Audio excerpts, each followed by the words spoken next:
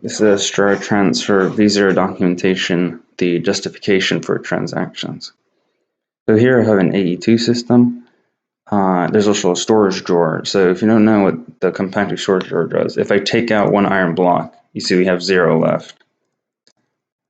If I put one back, you see we can we can either have 9 ingots or one iron block, or we can have nuggets, I guess. And so in this, we have recipes for 1 iron block equals 9 iron ingots, and 6 iron ingots equals 16 iron bars. So let's see what happens if we try to craft 32 iron bars. So that's 2 recipes, which means you need 12 iron ingots. You can see the AE2 system thinks we have 9 available iron ingots and 1 available iron block. But remember, when we took out 1 iron block from the storage drawer, it left nothing behind. So what will happen is the AE2 system will pull 1 iron block from the storage drawer, and then suddenly available 0. There will be no more iron ingots available. Now AE2 is slightly smarter than this because the crafting, I'm assuming it's because the crafting stuff is part of the mod and they have an internal fraction-like representation, but you'll notice the iron block was actually taken out. It was put into the AE2 system. So you can see we no longer see nuggets or ingots. Another scenario where transactions are needed is this. So it's a little complicated, but imagine the following scenario. So you have a water cauldron and a lava cauldron. This lava cauldron is ran at 1.17. And so imagine that imagine this thing is a cobblestone generator. It's not, but imagine it is. What it would do is it would simulate extracting from the water cauldron and say, yep, I got 1 water. And it would simulate extracting lava from the lava cauldron and say, yep, I got lava. And then what will happen is it will actually extract from the water cauldron. But when it actually extracts from the water cauldron, this piston will be updated by the block state change here. And it's butted by this redstone block. So it'll start pushing this lava cauldron. So now this lava cauldron will be in block 36, and it will no longer be a container. So then, when the cobblestone generator goes to actually extract lava from this container, it's not there. It would either duplicate the block on accident, or depending on the implementation, or the cobblestone generator would just not have a water block to pull from, or just void the water block, whatever works. Now, this doesn't actually happen in Forge because 1, Forge doesn't have compatibility with cauldrons at all, and 2, most cobblestone and most fluid dealing stuff in Forge are block entities. So, oh well. So how would this change in a transaction? So if we go back to this scenario, let's get the iron block on.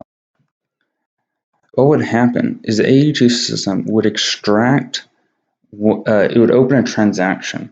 And so a transaction essentially means that there is a virtual state of this compacting drawer somewhere, just in memory, basically. Then the storage drawer would extract 1 iron block from the virtual state. And then it would attempt to extract 9 iron ingots from the virtual state. But you can see the virtual state now has no ingots. And it'll say, okay, I can only have 1 iron block. And then the recipe, instead of showing 9 available iron ingots, it would say 0, and it wouldn't let you even try to craft it. And then if the recipe would fail, then it would just delete the virtual state. But if the recipe was succeeded, so if we had, say, 2 iron blocks in there, which is enough to craft 32 iron bars, then it would take this virtual state and then merge it with the real virtual state. And there you go, you're done. So, and then this scenario, now this one technically would still break under transactions, but because of the way they're implemented, they don't. So essentially what would happen here is every time the cauldron, the water cauldron, is extracted from in its virtual state, it changes the real world state as well. So instead of storing a virtual state, it stores a virtual copy of itself and extracts from the real world state. And then if the transaction is aborted, so let's say the cauldron generator doesn't find any lava, then the copied state is merged with the real state. So it's the inverse of the virtual state thing. It's a virtual copy, so it's the inverse. And then when the transaction is committed, then it sends out block updates. So this scenario, what would happen here is it would pull water from here, pull lava from there, and then it would commit the transaction, and then it would send out block updates. So an empty cauldron would move there. So, it'd have lava first, and then it would be there as an empty cauldron. There are other scenarios where simulation breaks down. For example, EMC containers. So imagine if you ever played Project E, there's an extension mod that allows you to, there's like at least I remember there being an extension mod where you can like pull any item you want out of like a certain thing, but it requires EMC.